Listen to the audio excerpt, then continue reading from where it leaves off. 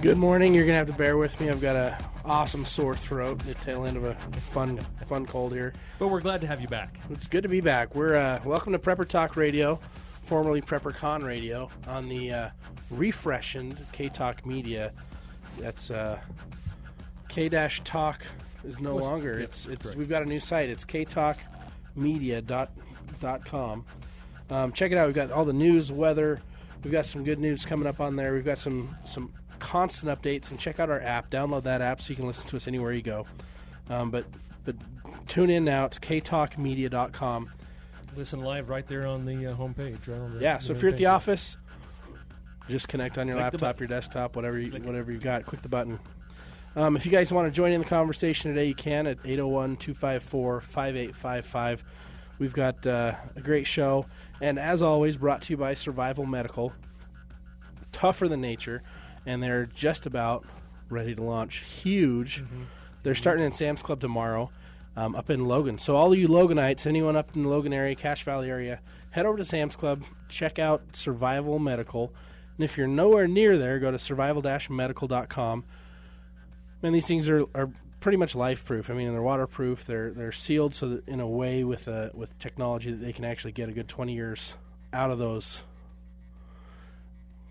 I got hand gestures going on over here, and I'm like, what the heck's going on? I don't know what's going on. You can get a good 20 years out of your not life, charades. out of your survival kit, out of your medical kit. So Say hi to the camera there. Hey. I forgot it was up there while I was doing my hand and arm signals. So we got Jeff Kirkham from well, you're from pretty much everywhere. So ReadyMan, and you're also doing Rats Tourniquets. You've also got I guess through ReadyMan you're doing the survival cards, and then you've got. I mean, what else are you working on? Your Battle Box, American Preppers Network. We've teamed up with Battle Box and Black Rifle Coffee and Black Rifle Coffee and Matt Best. The biggies though are ReadyMan is certainly the where the majority of my attention's focused. ReadyMan, and then also Rats Tourniquet. Very cool. And also we wanted to mention that next week John will be in. Well, I don't know if he'll be in studio, but he'll be on the phone with us. We're going to talk more about first aid like we did last week, and so we're going to get more detailed into first aid kits, and then Survival Medical will be in the Sam's Club in Salt Lake. I don't know along the Wasatch Front, but in Salt Lake starting next Thursday as well. So very cool. Yeah. So they've got a whole new display. They've got a commercial I've been helping review for them every few days. They do a new cut, and they're like, what's this one like? What do you think? And I'm like, it's cool. Yes, cool stuff. You will see the PrepperCon Forerunner Evader in at least one of them. There you go. And I'm actually selling the PrepperCon F-150. Oh, are you? Okay. I've got to upgrade. I need a diesel. I can't tow everything I need to tow for the shows. We've got our hurricane simulator that I've got to tow. I was going to say your hurricane simulator is about the size of a Connex box. It is. It's a 20-foot It's a 20-foot Connex box, and total weight on that thing's probably about 8,000 pounds with the engine and everything in there. Plus your trailer. And I got to find a trailer to throw it on. So I need a diesel. Yep. So anyone out there have a good deal on a diesel? Dodge, preferably? Is that what you're looking for? Dodge's got problems. The ball joints. Every truck's got problems, right? Yeah. It's just finding the one that has the least amount of problems. Anything that you guys have, if you've got a solution for me, email me at info@preppercon.com. I'm looking for any. This is going to take over the conversation today, Scott. Any you do good realize truck that, out right? there. The Ford guys, the Chevy guys, the Dodge guys are going to call in and I've got a Ford take over now. the show. I love and hate my Ford, but I've had a Dodge which I loved and hated. We won't go any more deep into what truck to buy, but yeah, I'll be putting that one on the market here soon. It's been fun, but I got to get a bigger truck. I just can't tow 12,000, 13,000 pounds. Mm-hmm. Up a hill efficiently at all. Yeah, not with my F-150. So today we're going to have some fun. We're going to talk survival mindset, situational awareness. Jeff's got a fun and interesting background. He's got a lot of good experience in this, and so that's one of the reasons we wanted to have him on this week and really get into it. So let's kind of just jump into it.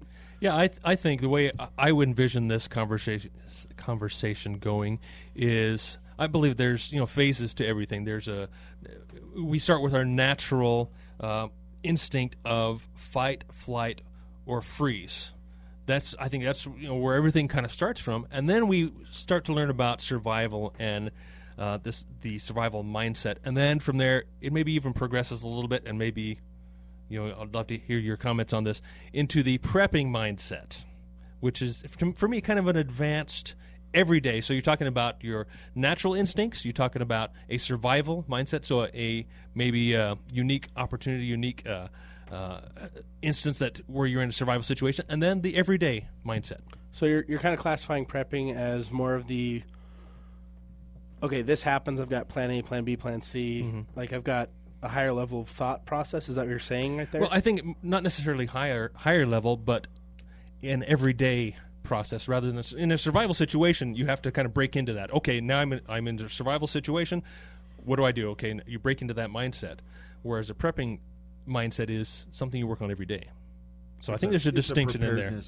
In preparation of upcoming possible bad events, and that's where we like to tell folks is the more we can incorporate that survival mindset into our everyday lives, exactly, the better off we're going to be later on when we have an emergency situation that's come up. So, for example, it just simply is part of our kidnap awareness is situational awareness.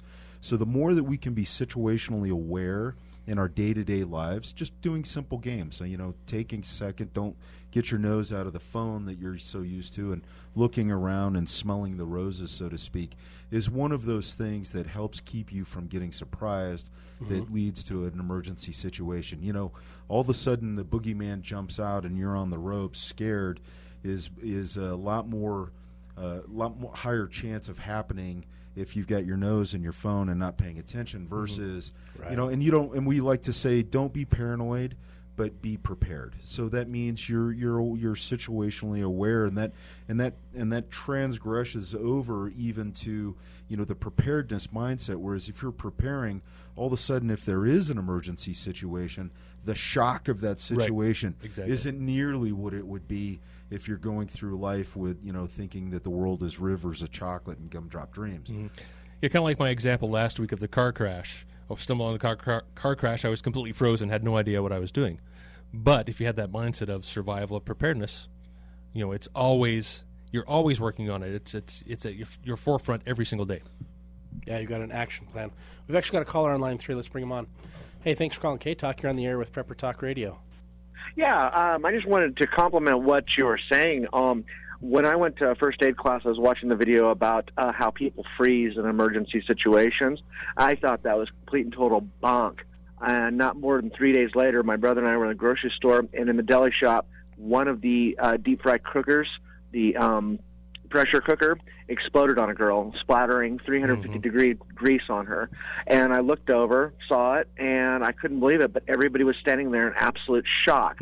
Before I knew it, my brother and I were running over there, stopping short, evaluating the situation, and then giving out directions. You, get a mop. You, get a chair. You, get some cold towels. Let's get her set down, and putting people to work in that situation, and probably saved her from third-degree burns. But it is amazing how in an emergency situation, people will absolutely freeze, and knowing how to direct that and having the situational awareness to be able to realize exactly what to do is critical. Absolutely. And I didn't believe it. Yeah, and most people don't. And one of the things I've seen a lot more now than ever, people don't just freeze, but some people won't take any initiative, won't even take instruction. They refuse to do anything. They'd rather pull out their camera and record it than get in and help. People are more interested in what am I going to post to my social media than I am how am I going to help this person. Well, I think that's one of those things. If you look at the way that the brain works, especially under stress, you think of your brain kind of like a filing cabinet. And you go through that filing cabinet where you can find similar or the same thing that has happened every time.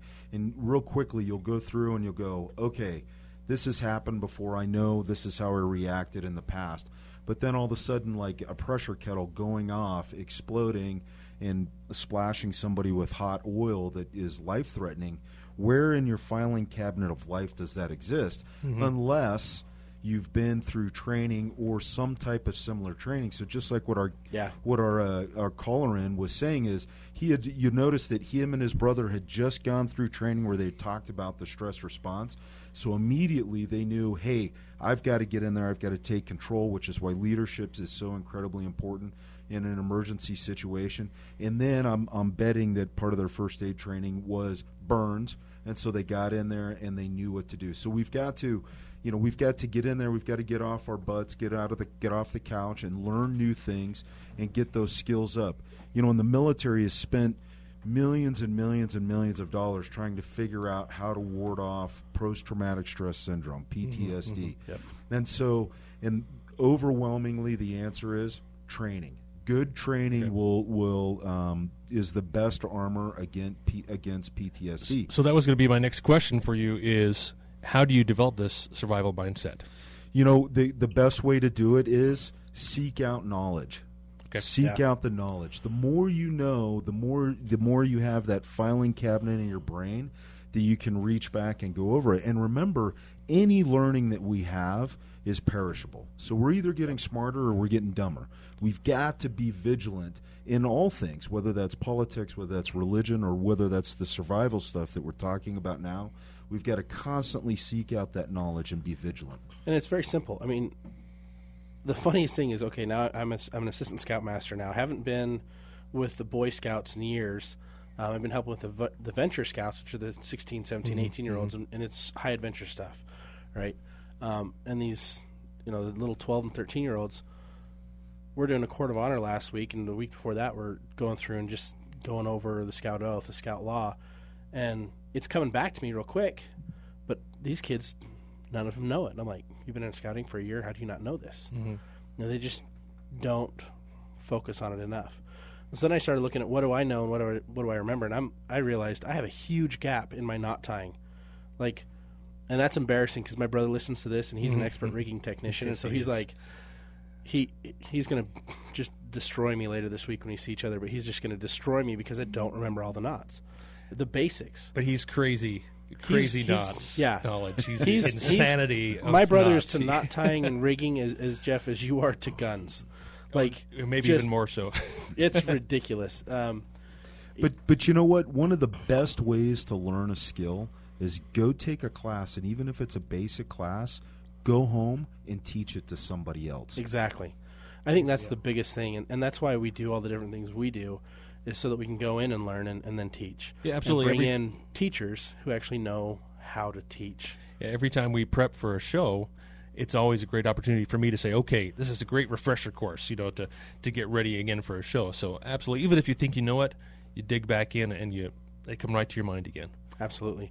So what are some of the things you were talking about, how the government's found the best thing to help with PTSD is more training. Is right? training, tough, realistic training. So not just book learning, but actually practicing in the field. It's actual training rather than just absolutely. It's cognitive wisdom, and it's tactile. knowledge. So you're actually doing something. Because you're actually, when you're doing something, and now all of a sudden you're essentially spinning up all of the senses. So all of a sudden, we can do rote memorization out of a book and then just vomit that back out. But then being able to actually apply that within scenarios that have different little variations in there, that's true mastery, and that's the ability to say, okay, I learned this and I practiced this when it was sunny outside, but now that it's raining and cold, it's really not that different. It's just a little bit more uncomfortable. Yeah, awesome.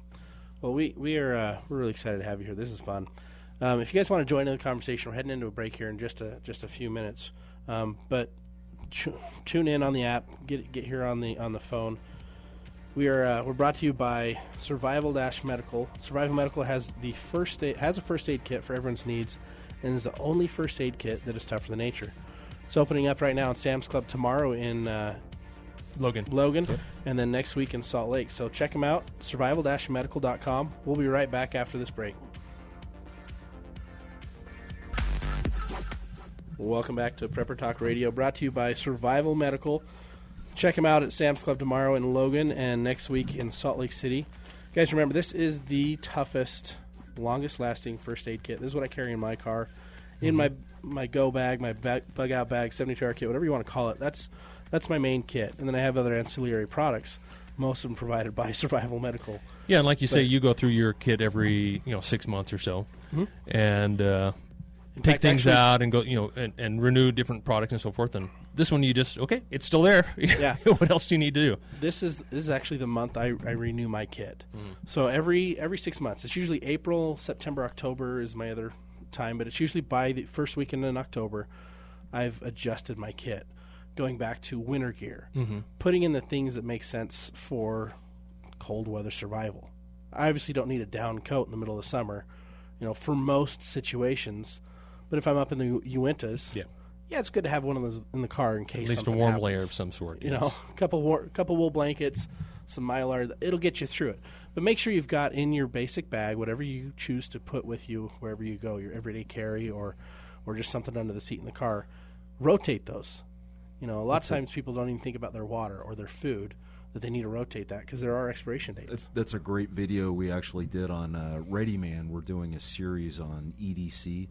And so one of those videos a few weeks back was Vehicular Edc. Nice. What you should always have in your vehicle. And then we talk about ours was summer centric because we're in the middle of the summer, and then we're gearing up here in about another month. What we'll say, okay, now it's winter. Here's the EDC items that we have for wintertime. Yeah, I don't just consider EDC what you have on your person. I consider anything in my bag that I have here. Absolutely. The other bags I have in my vehicle. Yep. For me, that's everyday carry stuff. Yeah, absolutely. You're going to have like jumper cables is a vehicular EDC thing that obviously you're not carrying around on your body, but always a smart thing to have, stowed away in the vehicle. Yeah. And even one of the fun products I saw this last weekend at the Utah Prepare Expo, it's a small, tiny little jumper box, and it's seriously no bigger than your phones are about the same size. It's you guys with the Samsung Galaxies, so about twice that thick. It's a jumper box, and it has two little cords that come off of it, and they go about 18 inches, and they clip onto your car, and it'll jump your car. And I'm like, seriously? Just enough high output to get that thing going, huh? Yeah, and if you're not using it for that, it's got a port you can actually plug in and charge your phones. So the question of all questions, was it solar? Could you, if you were it was stuck not out in solar. the It East did have a Dubuque? solar connector that you could have an input. plug into a solar. Yeah. The guy that was selling it had solar products as well, but he's like, yeah, this is a standalone battery. I can plug it out, charge it off my solar. That'd be cool. So you're stuck out in you're stuck out in East Jabib, and then all of a sudden your motor won't start, and like anybody else has done, you go Yep. and then at least you've got a chance to recharge that thing up and try again in another hour or something. Yeah, and I thought that was pretty phenomenal. I'm like, wow, that's actually really cool. A lot of the products I see don't really change the game much, right? There's a lot of mimicking and a lot of trying to do a little bit better, a little different, a little spin on it. Just we've got a little bit more grip on this product than last year's product. This has a little sharper of an edge, or this has one more tool instead of just 184 tools on your Swiss Army knife. Now you're 185. This is changing and so every once in a while I see a product like that, and I'm just like, wow, that's really cool. That's something I would get. And so that falls into play with just situational awareness.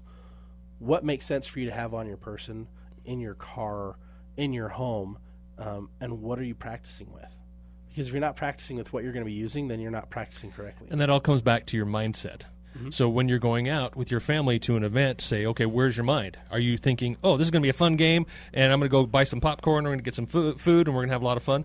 Or are you thinking, okay, what if something happens? How am I going to protect my family? How are we going to exit this building? It's absolutely mindset. And that's, where I'm talking about kind of the prepping mindset is even more than just a survival mindset, because that's obviously not a survival situation at that point, but it's a mindset. You need to train yourself. I think one leads into the other. Like the prepping mindset precedes the survival mindset. Make sure that you're prepared, and part of that when we're talking about avoiding PTSD is training, which is obviously, is the exercise of preparing, and then the actual survival mindset. Okay. Now you're in it. You're cold. It's dark. You're hungry. You're scared. Yep. You're very uncomfortable. A whole different mindset that you're easy. It's a lot easier to put up with that uncomfortable situation if you were prepared. Just simply by your training, knowing that it's not a deep dark hole that you're falling into, but knowing, hey, you know what, it's only X amount of time, and I'm going to be out of this, and it's going to be okay. You guys are giving me flashbacks to my New York trip. My wife and I wanted to go to a Yankees ball game. She's a big Yankees fan, and I'm partial to the Angels. So it was interesting. We go, and it was Yankees versus Sox, and it was awesome. It was a lot of fun. Mm-hmm. But man, preparing myself mentally for the to deal with the crowds. The crowds didn't make me nervous at all. It was the transportation. Mm-hmm. And what if the transportation failed between point A and point B? Mm-hmm. How many different subway lines take you in different directions? Blew me away. Mm-hmm. Like that whole trip, like we're planning, okay, we're going to get to New York this day, we're going to ride the train in, we'll go do all these things this day, and then we'll ride the train out, and then ride the train in the next day and do all these things. You've got to do this subway to this subway to that subway to this subway. And by the third day, I had it figured out. But for those first 2 days, man, I was in stress mode the whole time because you were it unsure. was so foreign. It was unsure. Right? So you know that a compass still works underground, correct? Take a map. Doesn't matter because if you don't know which way the trains are going to get to where you need to go, it doesn't matter if you know where north is or not. And I knew where north was. That was easy. Mm. But the problem wasn't directions. It was routes. This one you got to then change to that one, then you got to change to this one. So you're feeling some anxiety. So it's just such a busy city and that it's easy to not. Overwhelmingly, though, I mean, I think you're hitting it. Overwhelmingly on the survival mindset is you're continuing to find a solution for the problem that you're in. You're not just throwing your hands up in the air. Mm-hmm. Yeah. And over and over again, that's one of the main tenets that you learn when you go to SEER school, Survival, Evasion, Resistance, Escape, in the military. Is when you're, God forbid you ever get captured and you're held by somebody, the idea is you continue to keep your brain active. Mm-hmm. So you'd hear stories of the guys in Vietnam that were held in the Hanoi Hilton. Everybody kept their mind active, whether that was ways that they could surreptitiously resist their captors, the North Vietnamese, or there was one guy that he made a game of memorizing everybody's that he came in contact. He made a game of memorizing their social security numbers, which was invaluable information later on when he was released. There was another guy that was held, and he built his dream mansion every day. And so all of these guys talk about what a tremendous resource that was, because they kept their minds active in this very severe survival situation, so that they could both mentally, because remember, survival is both, it's physical, it's emotional, and it's mental, and so you've got to keep all of those things in check and keep that good moral altitude going forward, morale altitude going forward to get you out of those situations. So here's my question is okay, the natural instinct that we have is either fight, flight, or freeze. Why do some people freeze? Why do some people fight? I mean, has that been determined? Well, I think you're touching on, so just like you've got the preparedness mindset leading into the survival mindset. On the edge of the survival mindset, right as you're transgressing into that survival mindset, is the stress response. Okay. It's the oh no, I'm in a bad situation. What do I do? And so that's that stressful response. Do I run, do I fight, or do I just sit there and freeze and throw my hands in the air and let happen what's going to happen? And as we pass through that, whereas the situation becomes, okay, I'm here, the stress is still relevant, but it's not necessarily the stress response where you find yourself in the survival situation. Okay, now what am I going to do? And that's where we reach back and we draw on our training or past experiences to help us continue to get through. So if I understand correctly, most people without training or without some knowledge will freeze. Will freeze because they simply don't know what to do. Yeah. And so they'll just walk around in circles or crawl up and crawl up into a ball and essentially die at the base of a tree because they don't know what to do. They have no idea. At the back recesses of their brain somewhere, somebody told them, hey, if you get lost, stay put and we'll find you. But never mind the fact that it's raining and it's cold and it's dark, and then all of a sudden your body's using up a lot more energy than it normally would, and and hypothermia sets in. I think that's interesting. Looking at just the scouts that we have in the last camp out we went on, one scout didn't have a sleeping bag. Another scout had two. But the one that didn't have a sleeping bag's like, oh, just curl up next to this rock. And I'm like, okay, that rock's cold. Have you done this before? The ground's cold. Those are going to pull your heat. You're going to be struggling to stay warm. And he's like, well, what do I do? And I'm like, there's a pine tree. Grab all the low boughs, get all the small twigs, put that down as a bed. That'll keep you warmer. And then we found out the other kid had a sleeping bag. I'm like, okay, now get that sleeping bag and use that one. But at first, we're like, come on, kid, use your brain. Exactly. You know, use your brain. You're a first-class scout, which means you've done some wilderness survival. You've done some camping. You know how to warm up. What are you going to do? And he just, because he was getting cold and weak and didn't know what to do, you know, right off the bat, he couldn't think critically of how do I come up with a solution. And I think that's the point that we're trying to make is you start off with just surviving, right? First is that flight, freeze. Then you get into survival, which is solve the current problem. And then there's prepping, which is expanding on and solving the next problem, being prepared for that problem, right? And I think too, you know, it goes back to the whole education aspect. You know, the mountain once summited is always easier to do again for the next person. You know, when the first guy to climb Mount Everest, everybody's like, whoa, we didn't think it was possible that you could go that high because there were so many myths associated. You're going to die or you're going to float off into outer space or whatever that ridiculousness was. And now people summit Everest pretty regularly, albeit still a very, very dangerous mountain. Yeah. But, you know, there are several great books that are out there that are books on survival of people subsisting. Heck, the movie that just came out, The Revenant, was about Hugh Glass, loosely based on Hugh Glass, who essentially crawled 200 miles back to, to be rescued after he'd been mauled by a bear. 200 miles. And it was 200 miles through, you know, and undoubtedly he had some Indians that helped him along the way and stuff. But even still, got mauled by a bear, left by his comrades to die, and then essentially he was like, no, I'm not going to die. I'm going to persevere and crawl through. There's another great one.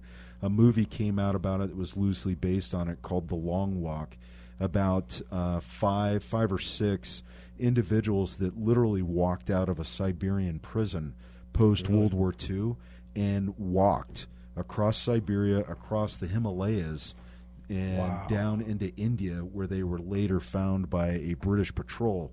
And, I mean, tremendous story of survival. How many miles? Thousands. Thousands of miles. Thousands That's inconceivable. Thousands of miles. Now, I'm going to do a 50-miler in 20 hours at the end of the month. Nice. Good for you. We just on our live feed talked about that. Yeah, absolutely. You know, a great way to prep and tell yourself, because again, the mountain once summited is easier to duplicate. So if you've already walked 50 miles, then all of a sudden it's like you've learned those lessons. And I'll tell you, you look at most of your ultrathon runners, they're not young, spry guys. That's true. Yeah. They're older. People in their middle age, in their runners. 40s and stuff. That tells you it's a mental game. It's a mental game. It's the the younger guys haven't necessarily, like you say, have the experience or have the stamina. They have the quick bursts of energy, but us older guys, man, we got the stamina, and that's where we can push through the pain. We've got the experience that way, because we know, hey, this hurts. It hurts, but it's not an injury. I can keep going, and it's temporary. I mean, we did we hiked Mount Whitney. Oh man, it's been like 6.5 years now, and to prep for that, we did a bunch of smaller peaks. I was living in Southern California at the time, and we did a lot of 6,000 and 7,000 foot elevation peaks. And those are small. Those are tiny. I grew up in Colorado. There was 14ers everywhere. There's 50 plus 14ers. You know, and I've done longs. I've done pikes, and those were tough. I mean, those were tough. I moved to California. I'm doing all these little ones. I'm like, these aren't that hard. Why are we doing these? Like, I could just go running or do something else to prep. And then we went to do Mount Whitney. We did it in a day. We summited in a day and down. And that was, I think it was 19 and a half hours straight, hiking up and down. That's a long time. That's a long time. Long day. You know, and you really learn what you're made of doing an elevation change that fast, up and down. And it was probably one of the coolest experiences, because it took everything that I'd done in Scouts when I was a kid, took everything that I'd done on those preparation hikes, and compressed it in such a small time frame that you had to be quicker to respond. Oh, I'm starting to feel heat there in my foot. That's going to turn into a blister. Let's hurry and throw some moleskin on there now before it becomes a problem. And I got done. I lost 2 toenails on my front toes from the hike down, just because it's so steep and you're going quick. I just rubbed the toenail right out of my out of my toe. And it's the perfect experience to begin to get the idea of what a survival situation is like. Exactly. But I didn't run out of food. I didn't run out of water. I didn't run out of resources. I had some scrapes and some bumps and some bruises at the end of the event. But now I can go back and say, wow, I was at the tallest peak in the lower 48, and the view from up there was outstanding. It was just gorgeous. Yeah. But not everybody can say they've done something like that. And there's other things people do that you've got to prepare for, you've got to work towards. And then once you do it, wow, I can do it again. Take the next step from there. Exactly. And that's what we like to tell folks, at least on ReadyMan, and I'm sure I'm echoing exactly what you're saying, is, hey, get your butt off the couch and get outside and do stuff. Because the reality is, one, it prepares you for a bad scenario, like an emergency situation. But really what it does is you start enjoying life more. You're learning new things. You're getting off the couch. You're getting outside with your family. You're doing activities. You're learning new things and building that confidence, and and the morale just goes through the roof. I mean, get off the couch, get outside, learn new things. And it's okay if you're not good at it. It's okay if, it's the first time you weld, it turns into a molten mess of garbage on the floor. That's okay. Because later on, when you've made up your own desk or chair or something, you've got a great thing experience. Yeah, absolutely. Thanks for tuning in. We've got another segment coming after this. Survival-medical.com. Check them out. If you're in Logan area, make sure you hit them up next couple of days, because they'll be up there in Sam's Club. This is the only medical kit tough for the nature, and they just happen to be our sponsor. We love them. So thanks for tuning in to Prepper Talk Radio. We'll be right back after a message from our other sponsors. Hey, welcome back to Prepper Talk Radio, brought to you by Survival Medical. Survival Medical has a first aid kit for everyone's needs, and is the only first aid kit that is tough for the nature. Check them out. They're in the Utah Sam's Clubs starting tomorrow in Logan, or you can check them out online, survival-medical.com. And, of course, don't forget about the new K-Talk Media website. Yes. It is more than radio now. It is media. So check that out. And one of the fun things I love about K-Talk, and this is why we're broadcasting here, is this is the only news outlet that's not bought in Utah. It's independent. So you're going to hear a lot of different opinions, a lot of different points of view on the different types of news that broadcast from here. And oftentimes we do break quite a few cool stories. So tune in every day, listen to all the different shows. I mean, we've got Inside the News first thing in the morning. We've got Liberty Lineup right after us. And then we've got Disrupt Up Radio this afternoon. And one of my favorites, stand-up commentary every night with Jake. Jake's hilarious. Gives a totally different spin to the news and to what's going on in the world. Makes me shake my head most of the time. Like, what are you talking about? A lot of laughing, shaking of heads, and some good information in there as well. He brings on some pretty impressive guests. But K-Talk's got a lot of fun stuff going on. Today we've got Jeff Kirkham here with ReadyMan, so if people want to find out more about what you guys do, where do they go? A great place to find out about ReadyMan is just hit our Facebook page. We've got gobs of free videos that are on there that we've posted. We go live every Thursday that's free, and then for our members, we go live every Monday where we talk about subjects and whatnot. And it's all video content of us showing tutorials and stuff. And then if we were able to sync the hook with you there, then go to ReadyMan.com. And we've got over 120 videos behind the paywall. We have members, and it's learning skills. We do a lot of web-based instructional, and then also we do live instructional stuff, all based off of for emergency preparedness. Jeff's voice is very soothing. I think it's very. And if you like what he's saying today, you will love these live videos they do. They're really top notch. Fantastic. We had a caller while we were on break. They asked, okay, well, what if we're stuck in the woods? Where can we learn now? Things like snares. Mm-hmm. And top of my head, it was like, okay, ReadyMan's got videos on that, but then also our good buddy Dan Whiting does training on that. Yep. Does he still do his Live classes? Life Survival? Yeah, LiveSurvival.com. Now, do you guys do training classes as well? We do. Yeah, a lot of we're focused heavily on the instructional via video, but we do live training as well. As a matter of fact, we just brought in a new addition to ReadyMan. His name's Tyler White, and he is a bushcraft expert. I know Tyler, yeah. And so he is he's one of those guys that can actually start a fire rubbing two sticks together which for me has always been very elusive and never happened, and I resort back to my trusty old lighter. Yep. But he can make it happen. He's a wellspring of information, and we actually just shot our first live video with Tyler that we were going over Battle Box's fishing box that just came out. Nice. And we were doing short I saw part of that, tutorials on all the parts that was in there. It was really cool video. Cool. Very cool. And of course, don't forget YouTube. It's like the Matrix. You can just get on there and download instant information, and There's a lot of good information, then there's a lot of crap Yeah. information. Yeah, you have to weed through a lot. Kind of swim through the ocean to find those gems. Yeah. So if you hop on our Facebook page, we'll post some of those later today. It's easy to find us, Prepper Talk Radio. So we'll share some of the stuff you've got in your open network and Fantastic. get that Thanks out there. much. But yeah, there's a lot of different things you can learn. There's a lot of different resources to learn. That's one of our focuses as Prepper Talk Radio and the Prepared Guy and PrepperCon. Like, our goal is to bring all the instructors to you, bringing you all the resources to help you be better prepared for whatever life throws at you. And there's certain things that you'll subscribe to that you'll be like, yeah, that's for me. That's what I want. And there's going to be other things you're going to like, yeah, I don't care about that. That's fine. You need to find what you want, what you're going to actually do, and stick to those things, because that's going to be what ultimately takes care of you in the future. That's why we're such big advocates at ReadyMan is to have a community.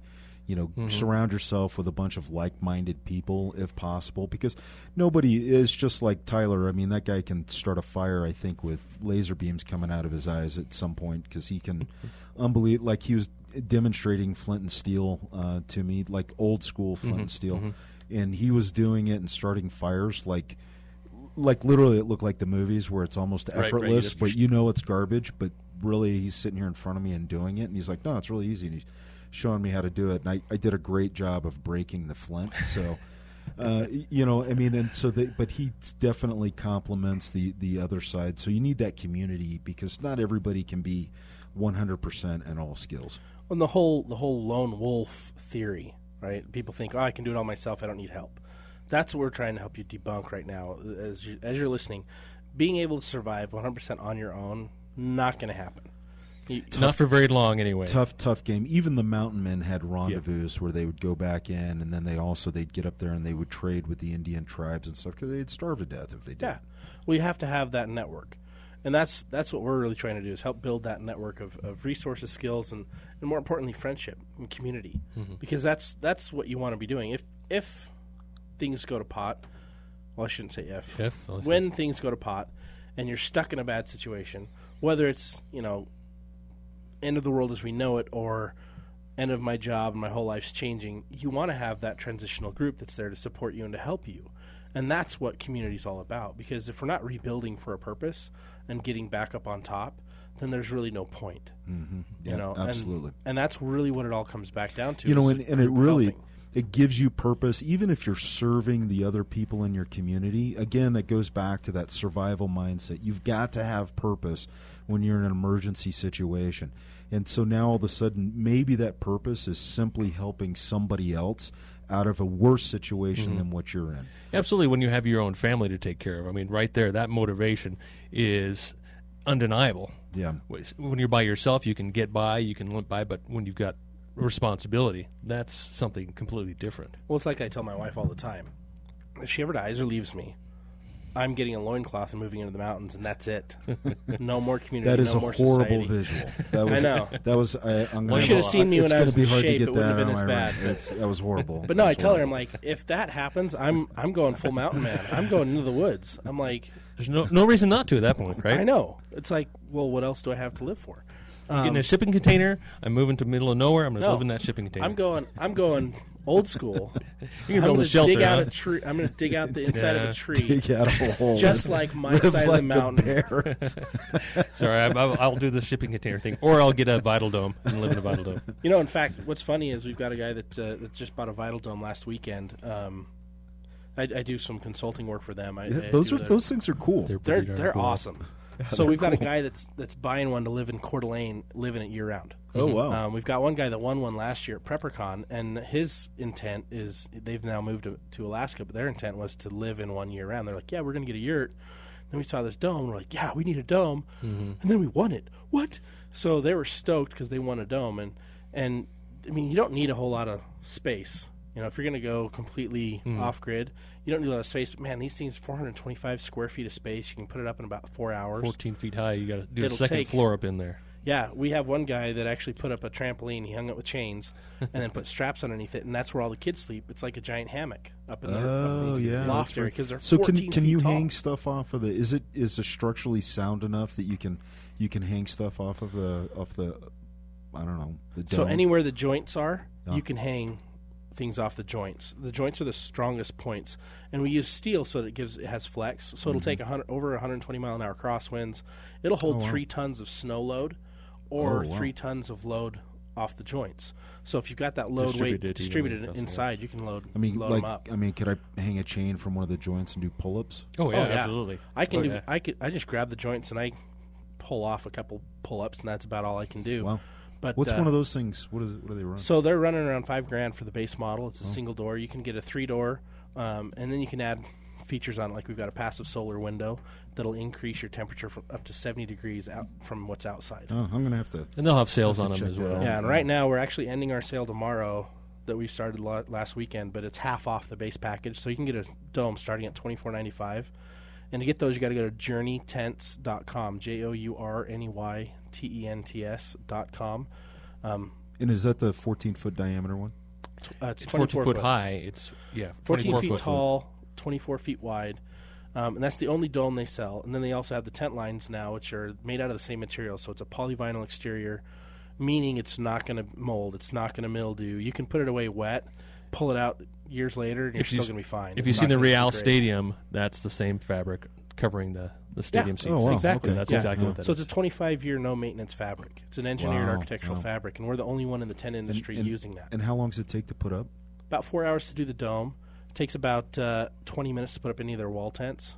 And I actually bought 3 of their wall tents. They're awesome. I need some. They're huge. They're sweet. So I love them. Check them out, journeytents.com. And we should go camp and let you see it. Yeah, test it out. I'd like to check it out. You guys would probably blow your minds. It's awesome. Yeah, I like the dome. I've always been interested in the monolithic domes. Absolutely, concrete. Absolutely, love monolithic domes. Yeah. So we've got a guy that actually took one of these. Speaking of survival mindset, he's living in Libya, doing a. Is it Libya? No, not Libya. Somewhere over there in the Middle East. Somewhere in the Middle East. Better have a survival mindset if he's in Libya. Yeah. It's not Libya. I don't know why I'm thinking Libya. But he's basically taken all these kids that were, their families were killed and they were orphaned and they left the country, and he's helping them bring them back into whatever country he's in. And he's created an orphanage and he's got a school that he's created, and he's using our dome as his base building for everything. So he's put up the dome and then he sheets the dome and then he puts gunite. Sprays it with gunite. Like a dome, a monolithic dome. And then he makes his own monolithic dome, and then he takes the dome down inside of it and goes sets it up again, and then creates another one. Wow. As a form. And he's using that as a form. So he's built 2 of them already. But he's taking his family. They lived here locally in Utah, and they moved out there.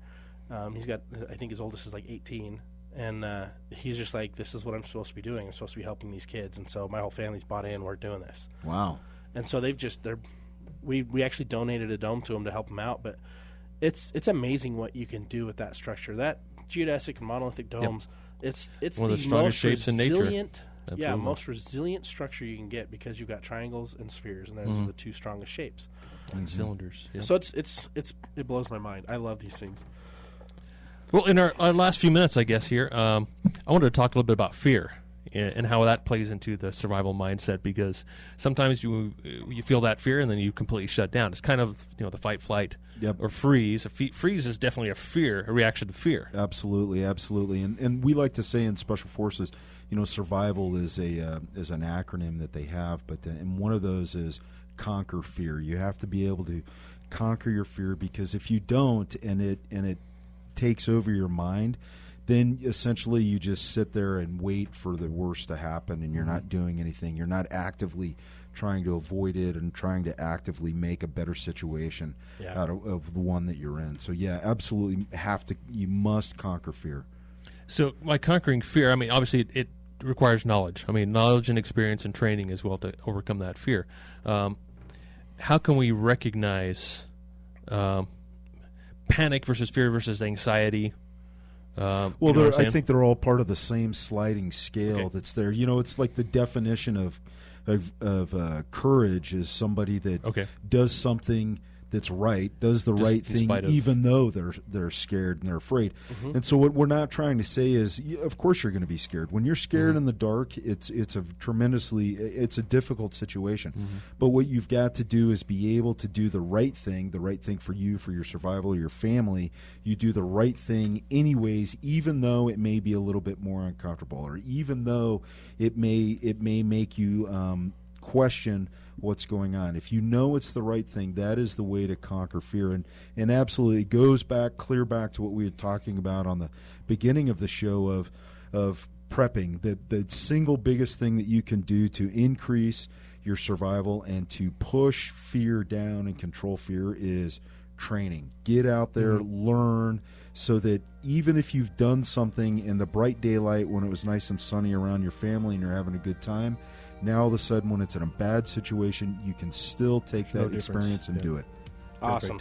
Jeff, thanks so much for being with us today. Listeners, thanks for tuning in. This is Prepper Talk Radio. The key takeaway today, training. Go get training, make it a family fun event, and go learn a new skill. Today's show has been brought to you by Survival Medical, the only first aid kit that's tougher than nature.